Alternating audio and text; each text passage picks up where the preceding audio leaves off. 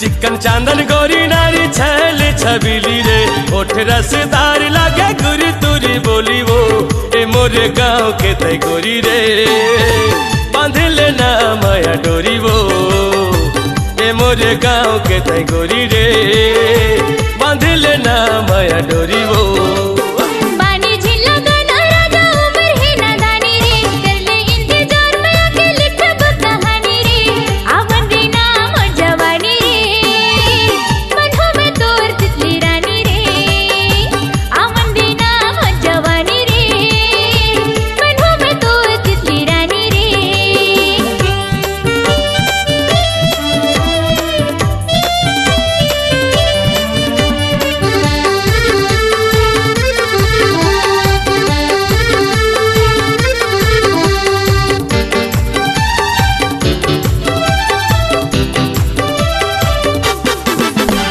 हंसी तो ठिठोले रानी मने मोरे भाई, सपना माया के सोए निंदिया जगाए, सपना माया के सोए निंदिया जगाए।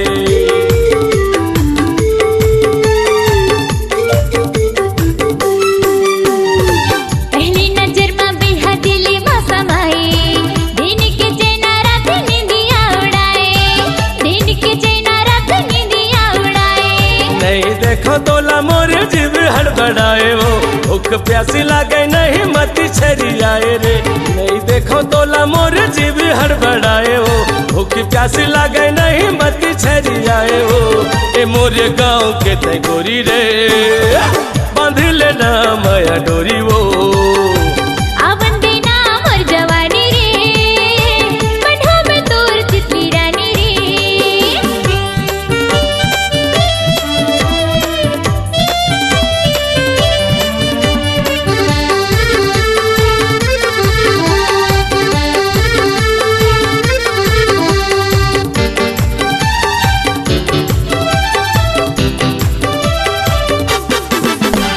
मन कही थे तोर संग मायक बंधे ना बंधा हूँ, लेके बाराती तोरे अंगना मला हूँ, लेके बाराती तोरे अंगना मला हूँ।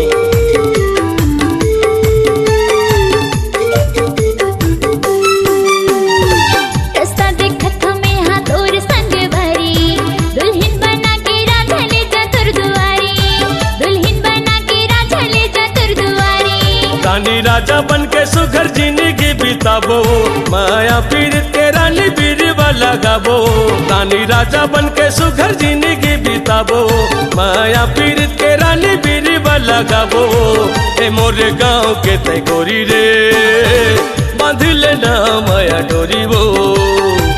आवन देना मोर जवानी रे, बनहो में तोर तितली रानी रे। चिकन चांदन गोरी नारी छैल छबीली वो, ओठ रसदार लागे गुरी तुरी बोली वो, पानी झिल्ला गाना राजा उमर ही नादानी रे, कर ले इंतजार में आके लिख दो कहानी रे, ए मोरे गाँव के तय गोरी रे, बांध लेना माया डोरी वो।